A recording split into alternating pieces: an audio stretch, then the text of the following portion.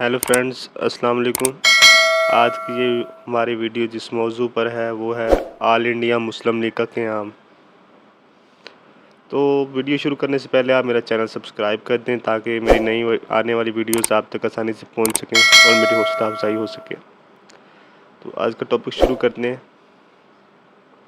آل India Muslim league کا قیام 1906 میں ڈھاکہ کے مقام پر عمل میں آیا۔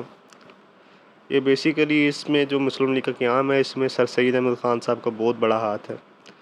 اب آپ سوچیں گے جی وہ پہلے تقریباً 1895-96 میں وفات پا گئے تھے تو ان کا کیا اس میں رول ہوگا، اور وہ سیاسی جماعت بنانے کے اور سیاست میں مسلمانوں کے عمل دخل کے بھی سخت مخالف تھے۔ تو اس میں آپ کو یہ بات زیر غور آنی چاہیے کہ مسلم لیگ کا قیام 1906 میں آیا، جو کہ محمدن ایجوکیشنل کانفرنس کے سالانہ اجلاس میں کے ختم و اینڈ پر قیام عمل میں آیا۔ تو یہ جو ادارہ ہے محمدن ایجوکیشن کانفرنس، یہ سر سید کا قائم کردہ ادارہ ہے۔ تو اسی کے جو طالب علم تھے اسی ادارے کے، انہوں نے ہی یہ جماعت کا قیام عمل میں لایا۔ تو اس میں ظاہر سی بات ہے کہ سارا کریڈٹ سر سید صاحب کو جائے گا، اور وہ بانی پاکستان بھی ایک طرح سے ہیں۔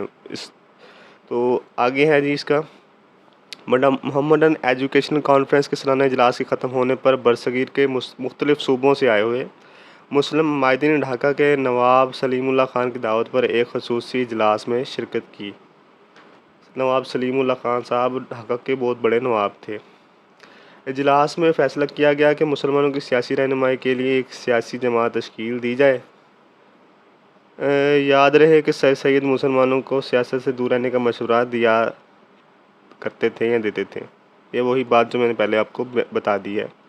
لیکن 20ویں صدی کے آغاز سے کچھ ایسے واقعات رونما ہونے شروع ہوئے کہ مسلمان ایک سیاسی پلیٹ فارم کی ضرورت محسوس کرنے لگے۔ بہت سارے اس میں واقعات تھے، جیسے کہ بہت ساری تحریکیں مسلمانوں کے خلاف شروع ہو گئی تھی جن سے مسلمانوں کے وجود کو خطرہ ہو گیا تھا، اور ان کی تہذیب و ثقافت کے ساتھ کھیلا جا رہا تھا۔ تو سب اس میں انکلوڈ ہے۔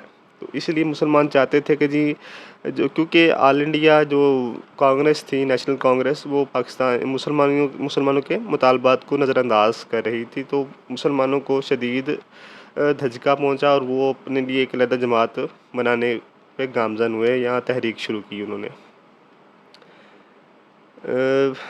اجلاس میں فیصلہ کیا کہ مسلمانوں کی سیاسی رہنمائی کے لیے ایک سیاسی جماعت تشکیل دی جائے۔ یاد رہے کہ سر سید مسلمانوں کو سیاست سے دور رہنے کا مشورہ دیا تھا، لیکن 20ویں صدی کے آغاز سے کچھ ایسے واقعات رونما شروع ہوئے کہ مسلمان ایک سیاسی جماعت، ایک پلیٹ فارم کی بنانے کی ضرورت محسوس کرنے لگے۔ ڈھاکہ اجلاس کی صدارت وقار الملک صاحب نے کی۔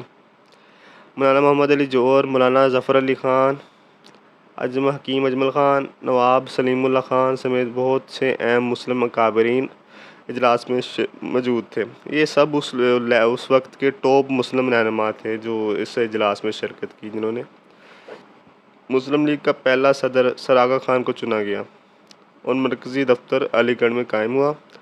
تمام صوبوں میں شاخیں بنائی گئیں۔ برطانیہ میں لندن براج کا صدر سید امیر علی کو بنایا گیا۔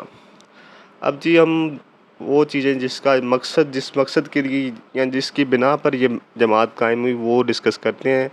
مسلم لیگ کے قیام کے اسباب۔ پہلا جی ہمارے پاس ہے انڈین نیشنل کانگریس کا ہندوؤں کی جماعت بننا۔ ظاہر سی بات ہے، یہ انڈین نیشنل کانگریس جی ہمارے پاس 1986 میں بن گئی تھی، انگریز کی طرف سے بنائی گئی تھی، اور اس کا دعویٰ تھا کہ یہ تمام جو برصغیر ہے اس کی نمائندہ جماعت ہے، لیکن اس نے صرف اور صرف ہندوؤں کی ہی خدمت کی یا ان کے ہی جو مطالبات تھے وہ منوائے۔ اس کا کسی دوسری جماعت کے یا دوسرے گروہ جو مسلمان تھے یا سکھ تھے یا عیسائی تھے ان کے مطالبات سے انہیں کوئی غرض نہیں تھی۔ یہ صرف اور ہندوؤں کی فلاح و بہبود کے لیے کام کر رہی تھی۔ نیکسٹ ہے فرقہ واریت، جو پہلے ڈسکس کر چکے ہیں۔ ہندوؤں نے بہت ساری تحریکیں کا آغاز کر دیا تھا۔ ہندو مہاسبھا سنگٹھن اور آریہ سماج جیسی تحریکوں سے مسلمانوں کے وجود کو خطرہ تھا۔ ان سے عہد برا ہونے کے لیے مسلمانوں نے مسلم لیگ قائم کر لی۔ اور ایک اور وجہ جو تیسری بڑی وجہ تھی وہ تقسیم بنگال تھی۔ تقسیم بنگال ایک بہت بڑا صوبہ تھا جہاں پر انہیں حکمرانی کرنے میں دشواری انگریزوں کو آ رہی تھی، تو انہوں نے دو حصوں میں سے تقسیم کر دیا۔ مشرقی بنگال میں مسلمان چونکہ اکثریت میں تھے تو ظاہر سی بات ہے جہاں پر اگر اکثریت میں انہیں صبح مل گیا تو وہاں حکومت بھی ان کی آ جاتی، تو مسلمان اس سے خوش تھے کہ کہیں تو ان کی حکومت آئی اور کہیں تو مسلمان اپنے جو فلاح بہبود کے لیے کوششیں کر سکیں گے۔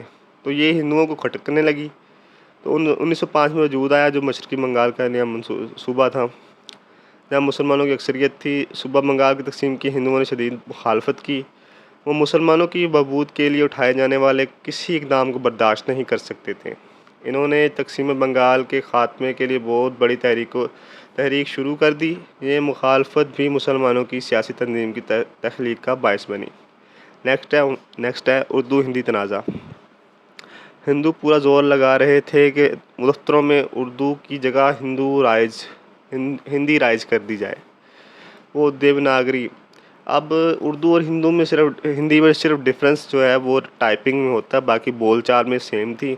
تو ہندو چاہتے تھے کہ وہ جو ان کے کیڑے مکوڑے ہوتے ہیں وہ دیوناگری رسم الخط اسے رائج کر دیا جائے، اور اردو کو یا فارسی کو جو ہے وہ ہٹا دی جائے سرکاری زبان کے عہدے سے۔ تو ان کی انہی کوششوں سے کچھ انگریز جو گورنر تھے وہ بھی آمادہ ہو گئے تھے، تو مسلمانوں کی جو ثقافت تھی اس سے بہت بڑا خطرہ لاحق ہو گیا، تو اس لیے بھی انہیں ایک سیاسی جماعت کی اشد ضرورت پڑی یا اس کی وجہ بنی۔ سیاسی اصلاحات کا اعلان۔ اسی سال تقریباً برطانیہ میں الیکشن ہوئے جہاں لیبر پارٹی کامیاب ہوئی اور اس نے سیاسی اصلاحات کرنے کا اعلان کیا، تو معاملہ سارے دوبارہ نئے سرے سے شروع ہونے تھے، تو اس لیے مسلمان کا جو منشور تھا کہ وہ اس کی اصلاحات سے پہلے اپنی جماعت کو وجود دینا ضروری سمجھا انہوں نے۔ نیکسٹ ہے شملہ وفد۔ سر آغا خان کی قیادت میں مسلمانوں کا ایک نمائندہ 1 اکتوبر 1906 کو برطانوی وائسرائے لارڈ منٹو سے ملا۔ وفد نے مسلمانوں کی سیاسی، ثقافتی، اقتصادی اور دیگر حقوق کے حصول کے لیے ایک عرضداشت پیش کی۔ مسلمانوں نے انتخابات میں اپنے لیے جداگانہ انتخابی طریقہ اپنانے کا مطالبہ کیا۔ وائسرائے نے حوصلہ افزا باتیں کی۔ وفد نے محسوس کیا کہ ایک سیاسی جماعت کی تشکیل کا وقت آ گیا ہے۔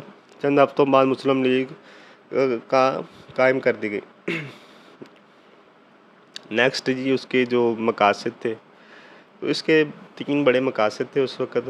حکومت اور جو مسلمان تھے کیونکہ انہیں بہت عبرت کا نشانہ بنایا گیا 1857 کی جنگ آزادی کے بعد، تو ان کے درمیان جو خلا پیدا ہو گیا تھا اسے بہتر تعلقات میں بدلنا، برصغیر کی دیگر اقوام اور سیاسی جماعتوں سے اجتماعی بھلائی کرنا، مسلمانوں کے حقوق کا تحفظ کرنا اور اس کے لیے جدوجہد کرنا، یہ سب اس میں شامل ہیں۔